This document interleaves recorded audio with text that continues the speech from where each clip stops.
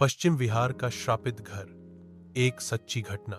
नया घर, नई शुरुआत या कुछ और। 2023 के नवंबर महीने में गुप्ता परिवार, एक साधारण दिल्लीवासी परिवार ने पश्चिम विहार के एक आलीशान अपार्टमेंट में शिफ्ट होने का फैसला किया। 3 बेडरूम वाला वो फ्लैट ऊंचे चौथे माले पर था। बालकनी से दूर दूर तक दिल्ली के दृश्य दिखते थे।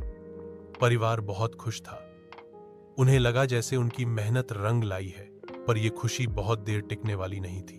पहली चेतावनी, बच्चा और परछाई शिफ्टिंग के कुछ ही हफ्तों बाद उनके 4 साल के बेटे आरव का व्यवहार बदलने लगा। वह खेलते खेलते अचानक ठहर जाता और बालकनी के कोने की ओर देखने लगता। कभी कभी वह कहता, मम्मी, वो आंटी फिर से खड़ी हैं, बोलती हैं आरव को अपने साथ चलना है।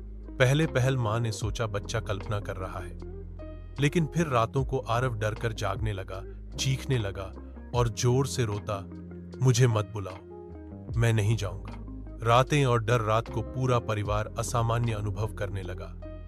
दीवारों से सरसराहट की आवाजें, बाथरूम का शॉवर अपने आप चालू होना, किचन की लाइट खुद जल बुझ जाना।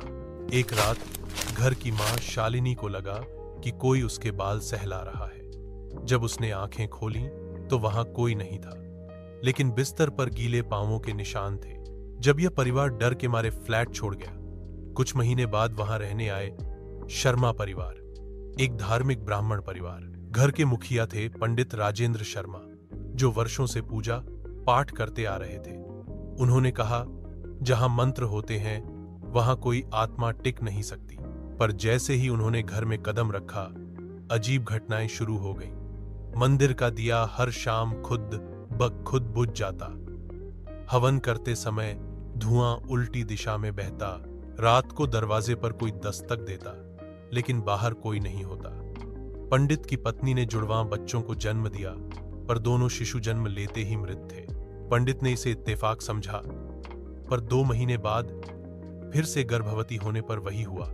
उनकी पत्नी डिप्रेशन में चली गई। रातों को घर में किसी स्त्री के रोने की आवाजें आती थीं।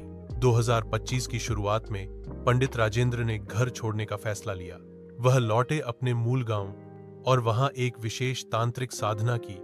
उन्होंने उस फ्लैट की एक तस्वीर अग्नि में समर्पित की और आत्मा की शांति के लिए नारायण बलि यज्ञ कराया। फरवरी 2025 में उनकी पत्नी ने एक स्वस्थ संतान को जन्म दिया। पंडित ने कहा, वो आत्मा घर में नहीं थी, वो आत्मा किसी के अंदर समा जाती थी। जो डरता वही शिकार बनता। आज भी वो फ्लैट खाली है और बिल्डिंग वाले लोग कहते हैं रात को चौथे माले पर लाइट जलती है, पर वहां कोई रहता नहीं है। क्या वो आत्मा अब भी किसी नए मासूम की तलाश में है? क्या वह फ्लैट बस एक इमारत है या एक बंद दरवाजा जो किसी और दुनिया की ओर खुलता है? इसका जवाब शायद कभी न मिले। लेकिन अगर आप पश्चिम विहार में फ्लैट देखने जाएं, चौथे माले को छोड़ देना। शायद आप भी किसी आंटी से मिलने न लगे।